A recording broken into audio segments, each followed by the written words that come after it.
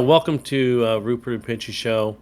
We're glad that you're joining us today, and we hope that you find it entertaining and informative and thought-provoking. Absolutely. Therefore, I'm going to let Pinchy do most of the talking. But no, today we're going to talk about our intro kind of alludes to that, being trapped on the squirrel cage. The world presses in upon us. The culture presses on us. The things that we see around the world, and in our neighborhoods and in our schools, that cause us great concern, and it can be overwhelming. And if we're one of those people, is that proper English? If we're one of those types of people that like to stay informed, uh, the way the world is set up right now, especially for information, is there's a huge giant spigot, and you will be filled with information. There's the internet. There's the news. There's the radio. There's written form newspapers, which is not Movies. commonly used anymore. Movies. I mean, we are not in a shortage of information, and so how do we deal with that? How do we remain effective? How do we become the best Christians that we can be? The best sons or daughters that we can be, the best friends that we can be, the best husband or wife that we can be, best children. Uh, what can we do? Because that constant flow from the world and the informational world, and that gives us uh, uh, updates on what's going Everything. on, everything in every part of the world, we can become overwhelmed. Um, Yeah.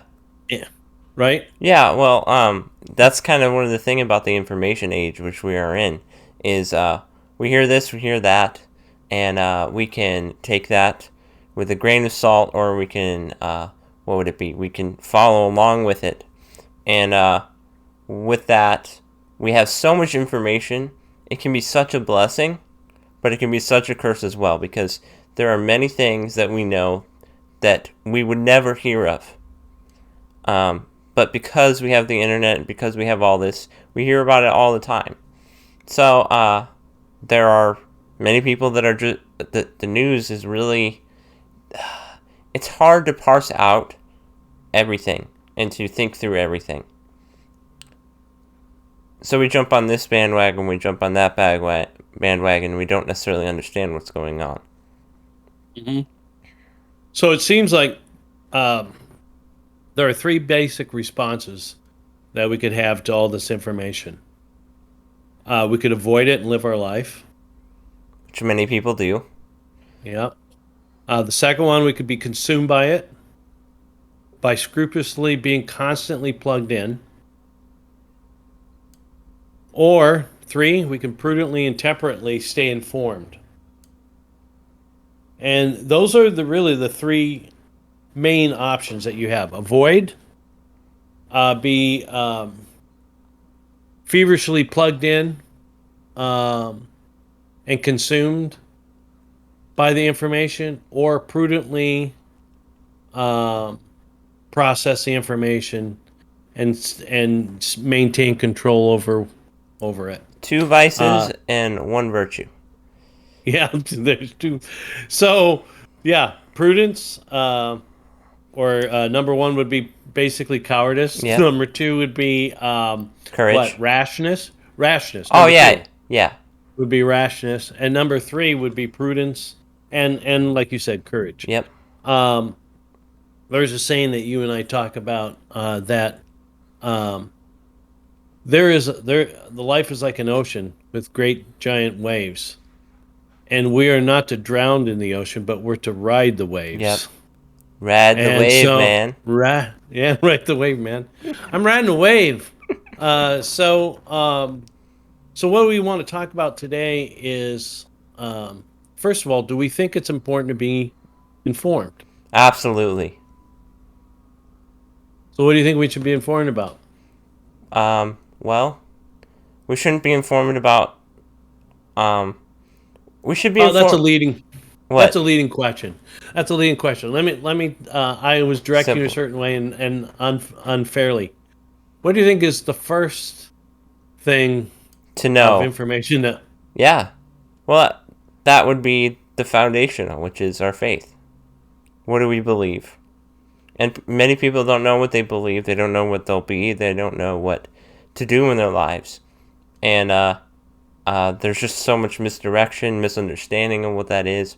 Just like it's talked about in people have different ideas of what aiming at the good is. And we need to look at the foundational first.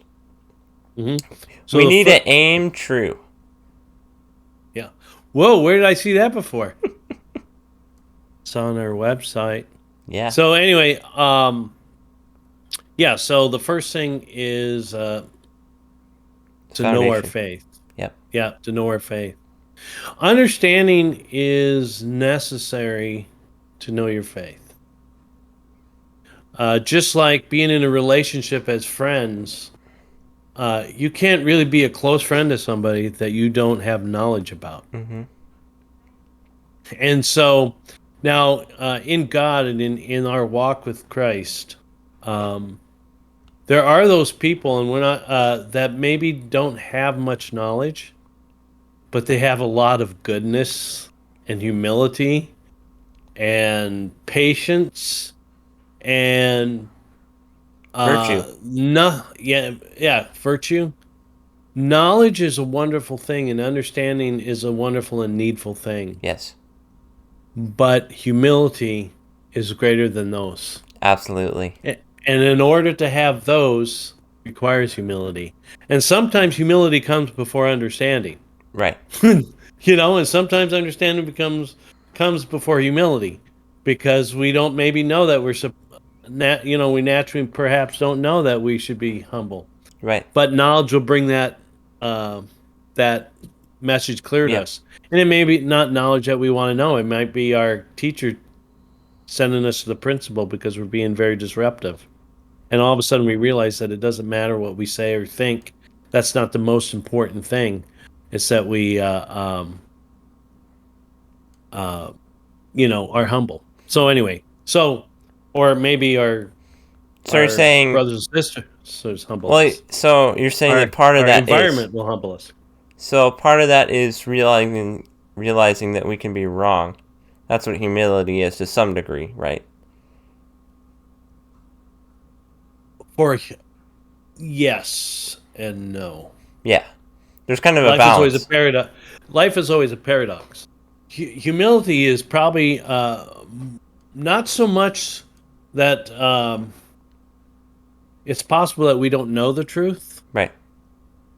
A greater humility would be to think that you do and still remain silent and give deference, not the silence of avoidance Complacency. Yeah. or complacency, but the silence of prudence, where maybe it's not time to share this, Right.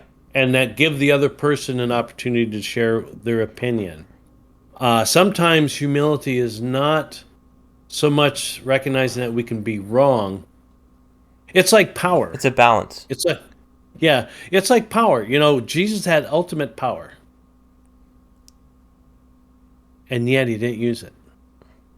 Right. If you There or was a I time had to use ultimate, it. yeah. Um, if you and I had that kind of power, we would have accidentally killed many people in our lives. Boom, get out of here.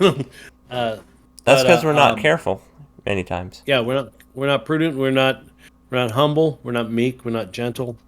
We need to become those things. But anyway, So where do we start? so the first thing is knowing our faith. Yep. Knowing what we profess to be true. Yes. Uh, and so it starts with us as individuals. So we look at the political world. Yep. We look at the culture breakdown across the world. All We the look at problems. all the problems, war, devastation, Rumors of hunger, wars. starving, rumors of wars. school boards, promoting vile wickedness. Our churches, where there's some that are teaching wickedness or promoting wicked lifestyles Yep. in the name of Christ. All these things that press in on us, um, and all these concerns are legitimate concerns, and that's where we say that we need to be informed of these things. Yeah, absolutely. But we need to know that change starts With the in individual. my life with the individual in my life. Yep. Okay, so you want to be the most effective Christian and husband or wife, etc. Child, yeah. Okay, you don't do that by shipping a bunch of cheese to Klakakistan. Mm-hmm. You know where that country is, right? No idea. Never heard of it. Yeah, it's not a real country, but anyway, I I just use thought so. Kazakhstan. So I ship all the cheese to Kazakhstan. That's not changing the world if I'm a jerk or if I'm unruly to my against my parents and disobedient. So it starts with the individual. So professing your faith and knowing your faith. Well, it's interesting about talking about giving to others, like across overseas. Some of that can be virtue signaling, or what would it be? It would be showiness. It can be showiness. And so we got to have the balance of being able to do the right thing, but have it as a habit. And so we can't really change the world unless we change Habit is ourselves. a habit. Habit is a habit. Okay, go ahead. Yeah, we can't really change the world without changing ourselves. And maybe we'll never change the world. But is that the point? No, Are we here to actually, change the world? and the answer would be no. You know, that would be a secondary. We're not here to change the world. Um, That could be a result, but that's not the right. purpose. That's probably another show. Which That would be a long the conversation. yeah, the desire for utopia. Yep. Um, so, but what you're describing about helping others, and I think it was Charles Dickens, and I don't know all his stories, Right. but he talked about he wanted to show the futility of what he called uh, telescopic Telescopic. philanthropy. Telescopic philanthropy. So I guess that's self-explanatory, but you're looking at helping somebody 2,000 miles away across the ocean, and there's poor and hungry people in your neighborhood, maybe in your own household. Yep. It starts at your home. And it's not being selfish to take care of yourself first. You can only give what you have, Yeah. right? Right. Yeah. So Well. I can't swim, and there's somebody drowning, and I go, well, I'm going to feel better about myself. I'm going to jump in and drown that person and myself. No. It's Okay, you don't futile. know how to swim, but you know how to run. Right. Run and go get that rope. Run and go call. Run and grab somebody else. Run and use what you have. But you can only use what you have. And so it starts small. It starts in our own selves, then our own home, our own families, our own extended families, our own community, or I should say our neighborhood, our Yep. community, our county. It It goes out from continues. there. Yeah. And Right. kind of, if you look at what the Pharisees were saying, and Jesus points out their hypocrisy, is they were throwing away the commandments of the Lord, and they were saying, well, instead of obeying my parents, I'm going to give the respect that I would have given for my parents, and try and do something else with it. And I'm helping, and I'm praising God, and I'm doing all this for God, but you are ignoring what God told you to do. So clearly, you are not doing what God said, because God said to do this. The first part of loving God and Jesus is doing what He tells you. Just like it says in the scriptures. Why do you say, Lord, Lord, and do not do what I tell you? And so we have a responsibility to do what's right, even if it doesn't have the biggest impact in the world, even if it doesn't change the world. We Hmm. we that's not the purpose of our lives here, and so we need to be aware of what's going on to be able to discern what's right and wrong, and we need to do what's right when it's in front of us, instead of giving that $5 to charity and then doing nothing else. It's a lifestyle. It's Hmm. the war is here, and what do we do in response? The war of life is here, not the wars of the past or from far away. It's right here. What do you do? Hmm. What are you doing? So then, so then you have the telescopic philanthropy, or the Philanthropy. telescopic philanthropy. That's one. That's one pitfall. The other pitfall is to look around and say, so and so isn't doing anything about this Yep, problem. absolutely. Okay.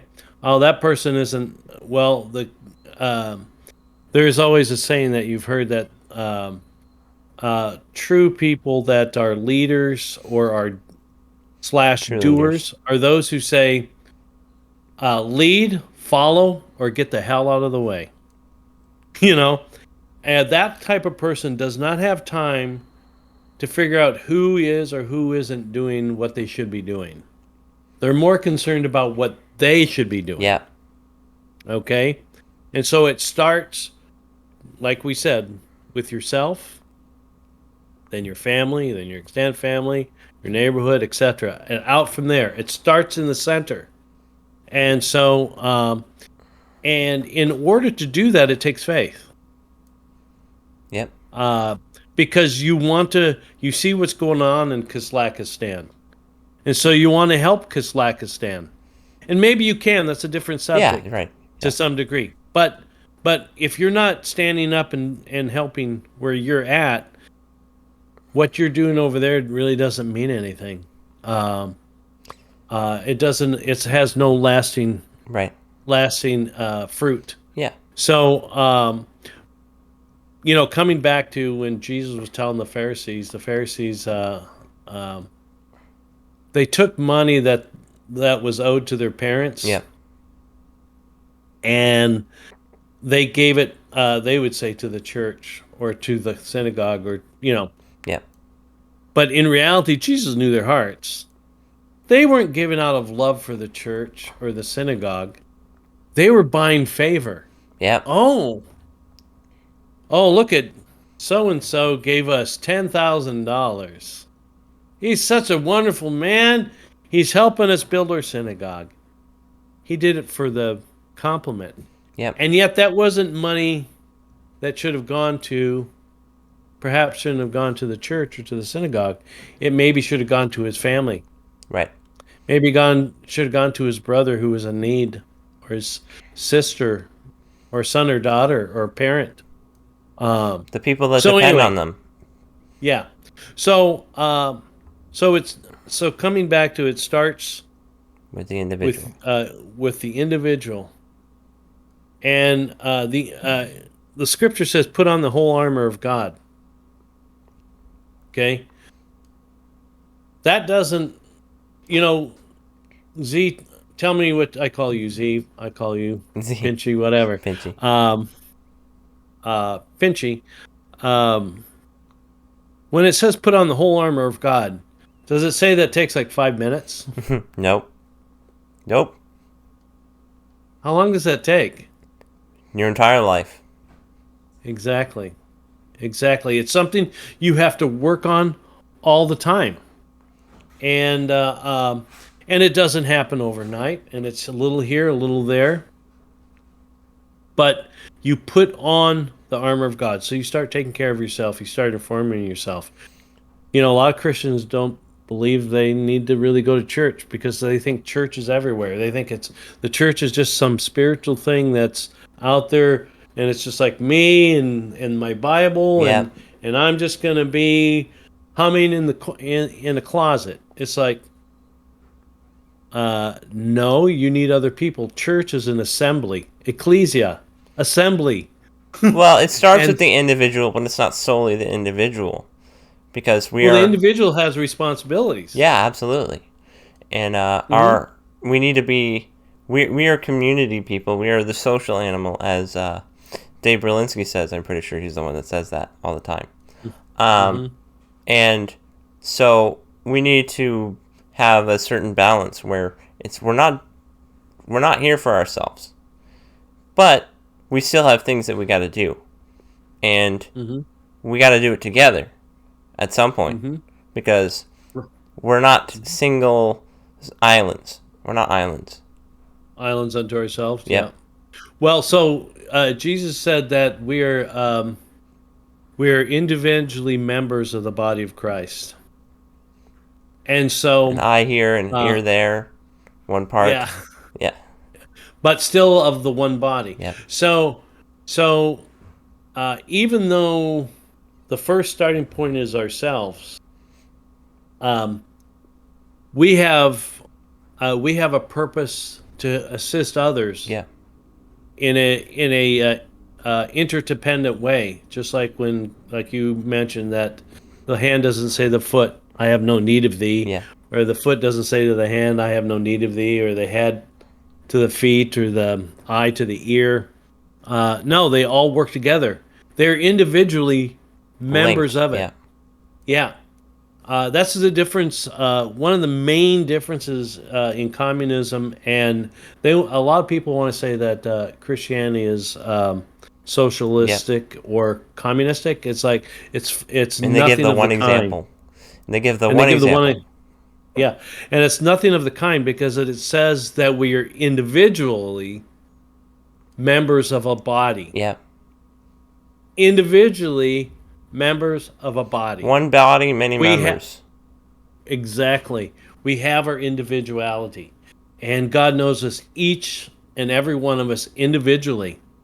And so, anyway, where were we going? Well, we're Oh, showing individuals. those pitfalls, yeah, and the Yeah. individuals. So, anyway, we take care of ourselves. We start working with our families. And, and we do basically, it comes down to what is under your control. This is nothing new. Yeah. We've heard a lot of teaching on this, both secular and Christian teaching. Um, What do you control and what is your concern? And where those overlap should be your priority. Yep. Um, a lot of times, what we control and what is our concern, it doesn't, my control over how the government in Kazakhstan is operating is not under my control. And in fact, it's not hugely, is that a word? Hugely. It's not very much within my scope Purview. of Yeah. concern as well, because uh, 'Cause you're not obviously there. because I'm not there. You can only love those who you know. So Those who you see. right, who you see and know, and so now down the road, if I've got, perhaps I would be, Kazakhstan might come into my purview or into my Your view ability. Yeah. of concern. But if I'm not doing all the hundreds of things before Kazakhstan, then I'm just deceiving myself and I'm virtue signaling. I'm feeling good about an action I'm Yeah. taking, you know? That's why, when if Jesus were to say, "Hey, I would really like you to get me a cup of coffee." And we went to go get his cup of coffee and thought, "Well, you know what? I know he likes beer. I think I'm just going to get him a Leinenkugels." Right. And we bring it to him and we think he's going to be pleased. Right. And he would be like, "Well, thank you for the Lineys, but I really wanted coffee." Mm-hmm. It's kind of like it's kind of like friends that we have, family members. Uh, if I really like chocolate ice cream and you hate chocolate ice cream, or tolerate chocolate ice cream, but strawberry is your favorite, and I'm coming over to your house, and I bring chocolate ice cream because I think I'm going to bless you, because I really want to give you something nice. No, I'm really giving that to myself. Whereas I would bring the strawberry over because I knew that's what you wanted. Where Well, am I yeah. going with that? Well, basically, you're saying we have things, imperatives that we are supposed to follow, and we think something is more important, or we think it's like, why would you give me this task? This is like, you could have given me such a better task, and then, but we are where we are for a reason, and Mm-hmm. and so we got to do stuff, and we got to do what's right, even if we think we know what's best. Mm-hmm. And that's Mm-hmm. kind of the thing, is we need to have our priorities straight of how do we look at the world. Do we look at it as the world is all bad and everything is falling apart, or are we the kind of people that's like, well, everything's fine and dandy, everything will turn out, and Right. we have different misconstruing of how we look at the world, and we let the news and everything inundate us, or we try and change the world, you know.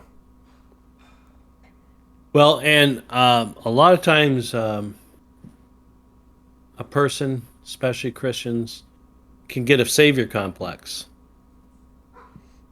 They're out to save the world. No, Christ saved the world. Mm-hmm. And then he wants to save us and conform us to his image. And if we will do what he asks us to do, then the other things will take care of themselves. You know, Paul says that the whole purpose of the main purpose is that we have a true love from a sincere heart. If we could have that true love From sincere heart. from a sincere heart, we would have everything. Mm-hmm. So, What is love? yeah. So we have to take care of what our responsibilities are, and everyone could list what their responsibilities are. And the thing is, a lot of times we've never listed them. Right. Even just within our mind. If we did, we would realize, you know what? I don't need to worry about my cousin Bob. First, it's my son Jerry or my daughter Karen that should be my main concern. Bob does need help, but I first need to make sure I'm taking care of Karen and Jimmy or whatever Yeah. name I use there. Um, and so we need to identify what are those things within our control, and not only control with responsibility. You know, Americans, freedom-loving people around the world, love to talk about liberty. Mm-hmm. With every liberty comes a duty A responsibility. or Yes. or duties, Yeah. and so anyway, we have duties to those things that are under our concern. We have responsibilities, and that's where all the time it takes faith. You have 24 hours in a day, and those 24 hours need to be appropriated where they need to be appropriated based on the hierarchy of priority Yep. and proximity. You know, are they within your area of concern? Yes. Are they within your area of control? No. Then pray about the concern. Focus on what you can control. Yep. You know, so, but we don't do that to the degree we need to, and I think we can show real examples of what we're talking about. Yeah. Um, the world is going to impress itself upon us. Like you said, the battle, the war, it's Here. at our door. We don't have to go look for it. Right. Now, some people have bigger battles than others. I'm a single person. So I can make decisions on the fly because no one is counting on me to provide food, Yep. clothing, and shelter. Okay. So, and if I make a decision for example, if the government says you have to do X, Y, and Z in order to uh, buy food, Mm. and I decide, no, I don't agree with that. It's easier for me because then the only mouth potentially that I'm going to starve is my own. So everybody has varying responsibilities and within their lives, and some have it easier to make certain decisions, some have it harder. But we need to start making those hard and easy Mm-hmm. decisions that approach us at the front door. Well, is it Peter or Paul that talks about the virtues of being single and the virtues of being married? Is like, if you're married, you have to um, dealing with your family and helping them. Your duty is to them, so you can't just give up. Um, what would it? You it's harder for you because Mhm. you are not only bound to yourself. You're bound to Right. someone else and and what they need. Sometimes we read that portion of scripture, or the scripture is presented in such a way that singleness or not being married is exalted above being Marriage. married. Yeah, And I don't think that's the point. really the intent there at all. It's everybody is called.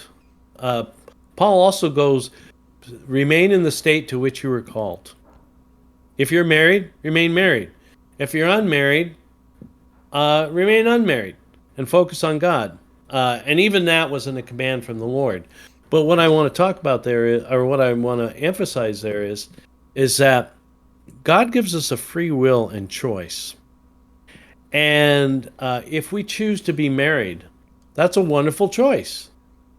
It just comes with different responsibilities, Yeah, more it's a responsibilities. different If calling. you, yeah, if you want to, if you feel that you're called to preach the gospel, to be a pastor, to be a priest, um, you know, uh, you have to understand that that's not like a 30. That's not like a 8 to 5 Monday through Friday job.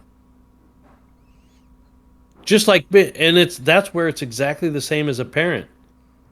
Oh, I'm a parent 80 hours a week. No, No, you're a it's parent all the time. all week, right? Yep. And so the minister or the priest or the pastor is the same as a mother or father.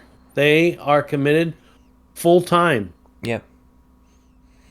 Well, we have jobs that we are involved in, and we have a duty to pursue, and so we need to make sure that we're doing what we can when we can do it. So that basically sums up that basic message that we're trying to get out there with that, right? Is we Hmm. have things we've got to do. We shouldn't become overwhelmed. We shouldn't think everything is horrible and all bad, and we shouldn't think everything is fine and dandy when it's not. We have a duty to do what's best, and what's best is being the patriot, being the person that wills the best of the country, of people, of what we can control. And so we want to be not optimists, not pessimists, but those that seek the best. And the best shows its form in the individual first. What we need to do first. What do you do first? You know? Well, you're referring to, we've discussed many times, G.K. Chesterton's book, Orthodoxy. And then I think that's from the fourth chapter, It is, yep. Flag of the World, Yep, that's what it's called. where he talks about he meant when he was very young he met two very interesting and odd individuals in the world, the pessimist and the optimist. And he goes on in that chapter to explain ultimately that the pessimists and optimists are not very good people, and or more specifically, they're not very effective people Right, right. in reality. Uh, the pessimist feels everything in the world is wrong except himself, Hmm. and the optimist feels everything is right in the world except the pessimist. Okay, so the It's a conflict. pessimist, yeah, the pessimist uh, sees all the terrible things in the world, but doesn't love it enough to do anything about it. Hmm. Okay, and the optimist uh, uh, Doesn't see a doesn't love problem. the world enough to see to look honestly at the problems because they're perhaps lazy and lack love. And so the challenge um, for For G.K. us, yeah. Chesterton, who was trying, and us, he was trying to come up with, well, and then also I can't remember if he goes into the realist, but I actually I see believe the he person does. that does he, but I just, and this might be influenced by reading Chesterton, but when I think of a realist, I think a realist is actually just a closet pessimist or an optimist. Absolutely. I totally get Okay, that. so if you tend to be a pessimistic person, but you recognize that pessimism and optimism are like Opposites. not true. This is like a contradiction. Those positions are not true, but you tend to be like a pessimistic person. You then call yourself a realist. I'm just seeing things real. And I would suppose that the realist, more often than not, would end up being a closet pessimist than the optimist, don't you think? Yeah, well, I used to be um, or I struggle with being a pessimist. I'm more of a, Okay. I've called myself a realist in the past, and it's just an excuse to be a pessimist. Hide your pessimism. Yeah, it's because Yes. I'm like, well, the world is bad, so but I'm just being realistic yeah, about it. I'm being realistic. But the truth is that there is good and there's bad in the world. And Yeah, and, yeah, and so Chesterton says that okay, he's trying to find what what's and better? it came to him what is and he realized it's neither of those. And before I even share, which many of you may already know what the answer is, I know Z knows, but what he realizes, one of the things that pessimists and optimists don't realize, when you are a person, and if you are a person, you're probably in the world. If you're in the world, it's not like you get to shop around for a world that you want to be on, A better world or a worse world or or a any of that. better world. If you're in a country and you're a part of a country, now technically you could shop around, but it's very difficult. But anyway, you are placed in a country, you're placed on a world that you don't have a choice. That's where you are. Right. So it's not like you get to shop around. So if you take the optimist side, nothing's going to work because you'll never correct any things that need to be corrected. If you take the pessimist side, you'll be tearing down everything, all the good and the bad, Yeah. because all you see is the bad. Okay? So what he recognized, you have to be a patriot of that country. You have to be a patriot of the world. And that's where he came up with the galactic patriot. Mm-hmm.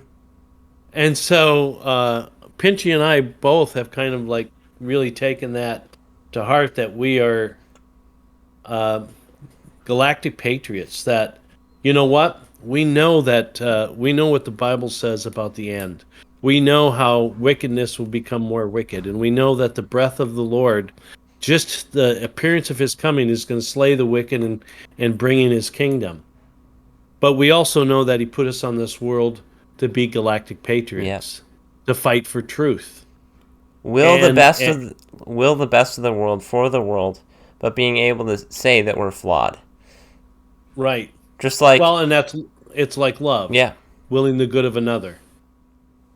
love isn't you be whoever you are. Love is you can be better. You can be a better person. And we're not just automatically patriots, Being a patriot is willing to see things change, but realistically, not Yeah, tearing down everything. Yeah. true love is desiring the good of another for their own sake. So, um, if I have a friend that is a meth addict and he's really hurting and he says he'll feel better if I give him meth, and I give him meth, that is not willing the good of another. Nope. Nope. It may take tough love and say, no, I'm not going to give you that. I'm not going to give you what's bad for you. You may choose to do and find another way to fulfill your addiction, but it But I won't won't. come through me. Right. It won't come through me. And so the only thing I would add to you, us wanting willing people to change, we need to give them the freedom to change. Yeah. And plus, we're not the scorekeepers. Right. You know. We're not. And so if we're God is. willing the good of another, then we want the good of another. We're going to do what's good for the other. Yeah. And then according to the scripture, we're going to expect the best from another. You know? And as those people that we're talking about of willing the good for another are closer to us, it gets I guess there's no way to avoid it. It gets more difficult to do that because you have more invested. Yeah. You've You know, invested. when a husband, yeah. So if there's somebody at church and I think, oh, I hope the best for them, I pray for them, I will the good of them. Mm-hmm. It's like, but I don't see them all the time. Okay, so I'm willing the good for my wife or I'm willing the good for my husband, and I'm praying for them and whatnot. But I live with them. I rub shoulders with them. I deal with them every day in interaction. That change that I'm hoping for them, is it really a change that I want for them, or is it because I want to be pleased? Yeah, because know? you want them to be better for your sake. Yeah, right. So That's the hard thing. That's a very good point. So you want them to be better for your sake. Who is it? Was it Jesus that said that? Or I don't know. I can't remember if it's Jesus or Paul who talked about that. Parents discipline children for what seems best to them. Mm-hmm. It's basically what's best for them, but God disciplines us what is good for us. Yeah. So basically, I would say that this kind of comes down to wisdom, right? And prudence, and knowing when the best thing to do is, when to do the best thing. And so the beginning of wisdom is fearing God. And we got to have that down. We need to have the faith down. We need to understand who God is and follow Mm-hmm. Him. And then after Mm-hmm. that, after we've not fixed our lives, but gotten better and are doing what we should, Redirected, or refocused our aiming lives. true to God.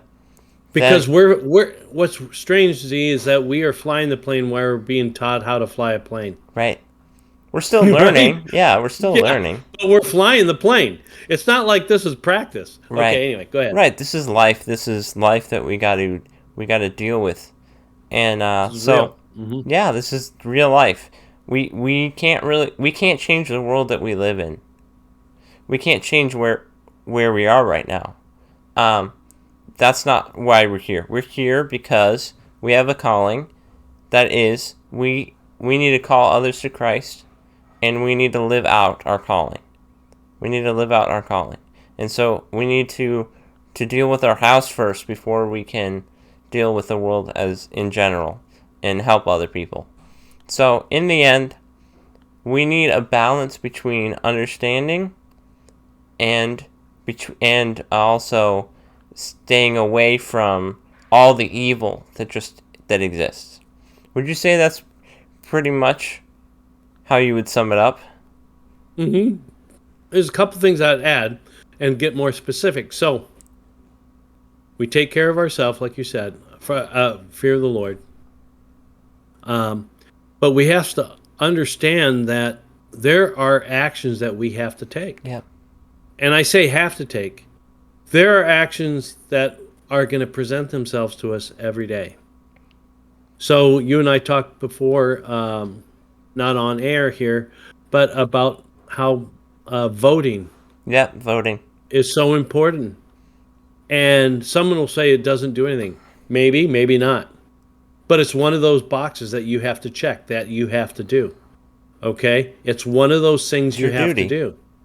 Now, maybe you writing a letter to the newspaper or to your senator or congresswoman, um, saying that you are struggling to believe that your vote counts. You may not quite believe in the voting, but it's one of those simple things that in a free country we've been given. And if it's corrupted, it's corrupted, but we still need to do it. Okay? If you have children, uh, you have a responsibility to know and take action to know what the school is teaching. Okay? And if they're teaching something that you disagree with on a level of principle, and that you feel is Harmful. perhaps even wicked and harmful, that's your battle. It's not Kazakhstan. It's the school board, It's where you are. right? Where you are. You and I talked about, and it's in the news uh, in Virginia. I want to say Loudoun County, but um, the school board had a lot of pushback from parents. It was wonderful to see. Hmm. Wonderful parents at that school board speaking effectively and accurately and specifically and succinctly, identifying the problems and challenging the school board. It was great. Yeah, absolutely. But there were 30 parents. That school has 400 students. Where's the other 370 parents? Hmm. Now, we're not going to expect that all the parents are going to think the same, and all of them are going to be in unison. Uh, but we would think that there would be more than 30 Right.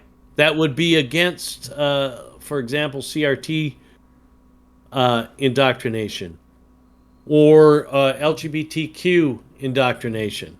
You would think there would be more than 30. You know, my hat's off to those 30. So there are things like voting.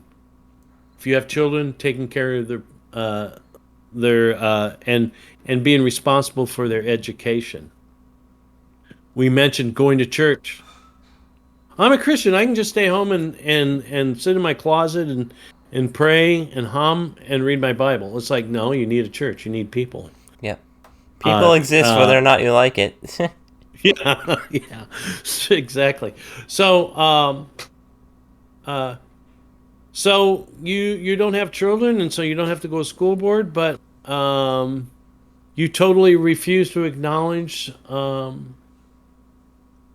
the irrationality and unreality of transgender.